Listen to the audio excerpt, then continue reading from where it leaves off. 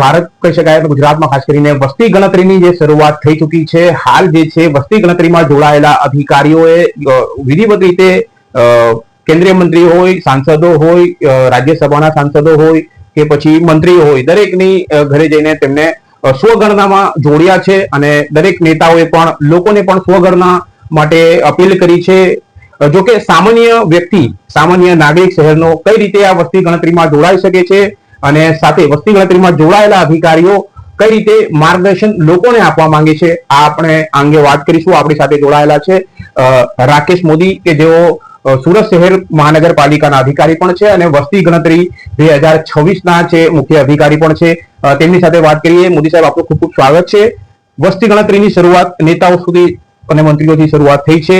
સામાન્ય લોકો કઈ રીતે જોડાશે, શું કહેવા માંગશે? Good evening.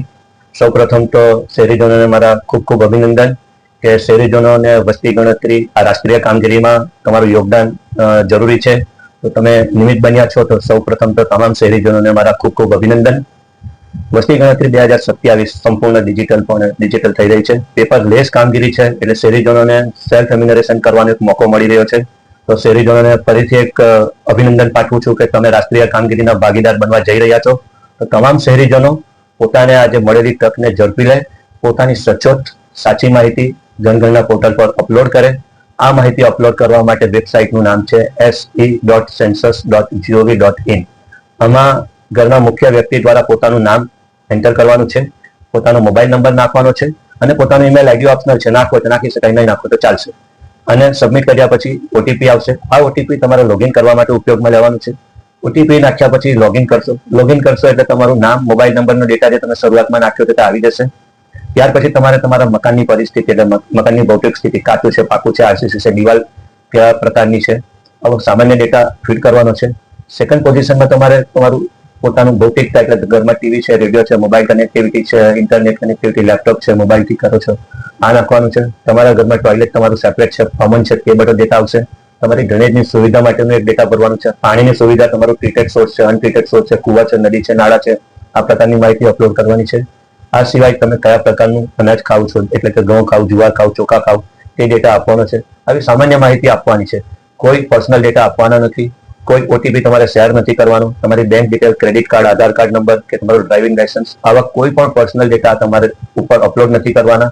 તો શહેરીજનોને ફરીથી એકવાર અપીલ સાથે જણાવવાનું છે કે ખૂબ જ સરળ અને સહેલું ડેટા પોર્ટલ બનાવ્યું છે. સેલ્ફ એક્સપ્લેનેટરી છે. તમામ શહેરીજનો ખૂબ આનો લાભ લે અને જનગણના 2027માં પોતાનું યથાયોગ્ય યોગદાન આપે અને તમામ શહેરીજનો સચોટ સાચી માહિતી પોર્ટલ પર અપલોડ કરે.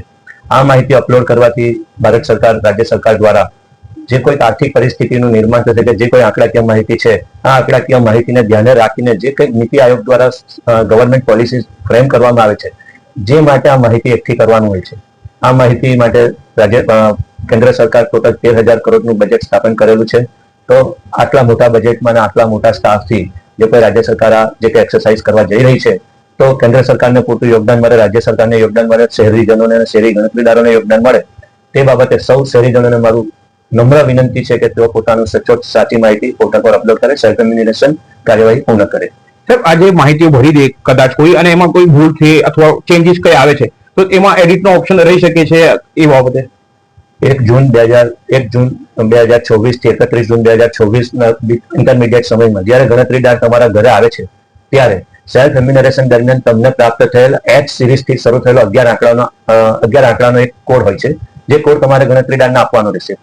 આ કોડ ગણતરીદાર એની એપમાં એડ કરશે કે જેનાથી તમારો સારો ડેટા પોર્ટલથી ફેચ થશે. જો ગણતરીદાર તમારી સાથે આ ડેટા વેરીફાઈ કરશે અને તમારે એવું લાગે કે કરેક્શન છે, તો આ ડેટા એડિટેબલ છે, ગણતરીદાર પાસે તમે આ ડેટા કરેક્શન કરાવી શકો છો. જી સાહેબ, કયા ડોક્યુમેન્ટની જરૂર પડશે જો જાતે જો બી આપણા કર્મચારી જે છે તે લોકોના ઘર સુધી પહોંચે છે, ત્યારે કોઈ ડોક્યુમેન્ટની જરૂર હોય તેવા ડોક્યુમેન્ટ? આમાં કોઈ પણ ડોક્યુમેન્ટની જરૂર નથી. તમે સેલ્ફ ઇમ્યુનરેશન કરશો તેમાં પણ કોઈ ડોક્યુમેન્ટ અપલોડ નથી કરવાનું. ગણતરીદાર ઘરે આવે એ દરમિયાન પણ એને કોઈ ડોક્યુમેન્ટ શેર નથી કરવાનું. એને પણ કોઈ ડોક્યુમેન્ટ માંગણી કરે તો તમારે આપવાનું નથી. કદાચ ફ્રોડ વ્યક્તિ આવશે અને તમારી પાસે આવા કોઈ ડોક્યુમેન્ટ માંગે તો એની પાસે તમે સેન્સસ એટલે કે કેન્દ્ર સરકાર દ્વારા આપેલું આઈડી કાર્ડ માંગો, એની ખરાઈ કરો. સેન્સસ વિભાગ દ્વારા કોઈ પણ ડોક્યુમેન્ટની માંગણી કરવામાં આવતી નથી. સાહેબ, હું એ જ પૂછતો હતો કે સાયબર ક્રાઇમના જે બનાવો જે બને છે તે રોકવા માટે ખાસ આપણે કોઈ કયા યુનિફોર્મમાં આપણો માણસ જશે, અધિકારી કર્મચારી જશે, અને આઈડી કાર્ડની જે વાત કરીએ એ વિશે થોડુંક ફરીથી દોરાવી દો. આઈડી કાર્ડ કે યુનિફોર્મ બાબતે તો સ્પષ્ટતા એવી રીતે કરવાની છે કે સુરત મહાનગરપાલિકાનો સ્ટાફ છે તો યુનિફોર્મમાં સહજ હશે, અથવા પ્રાઇવેટ ટીચર્સ છે તો યુનિફોર્મમાં હશે. જો સ્કૂલમાં યુનિફોર્મ હશે તો યુનિફોર્મમાં આવશે. બની શકે એવો વિધાઉટ યુનિફોર્મ ગણવેશ ધારણ કરીને પણ આવી શકે. પણ યુનિફોર્મને આઈડેન્ટિટી કરવા કરતા એવો પાસે સેન્સસ કમિશનનું આઈડી કાર્ડ છે જે દરેક ગણતરીદારો પાસે કે સુપરવાઇઝરો પાસે હોય છે. એના કચેરી હુકમ થયા છે તો તમે કચેરી હુકમથી અથવા આઈડી કાર્ડથી તમે એની ચકાસણી કરાવી શકો છો. તેમ છતાં તમને કંઈક અજુગતા કે કોઈક શંકા ઉપસ્થિત થાય છે તો આવા સંજોગોમાં તમે સુરત મહાનગરપાલિકાને કે બીજી કોઈ જગ્યાથી એની ચકાસણી કરાવી શકો છો. સાહેબ, છેલ્લે વર્ષ 2011 ની વસ્તી ગણતરીના બી તમારી પાસે આંકડા હશે કે વર્ષ 2011 માં કેટલી વસ્તી સુરતની જેમ જેમ વસ્તી વધી છે તેનો એક થોડો ખ્યાલ આપી દઈએ, અને શું લાગે છે ક્યાં સુધી આ વસ્તી હવે વધી હશે? સુરત શહેરી વિસ્તારની જો વસ્તીની ગણતરી કરીએ તો 2011માં 46,54,000 જેટલી વસ્તી હતી.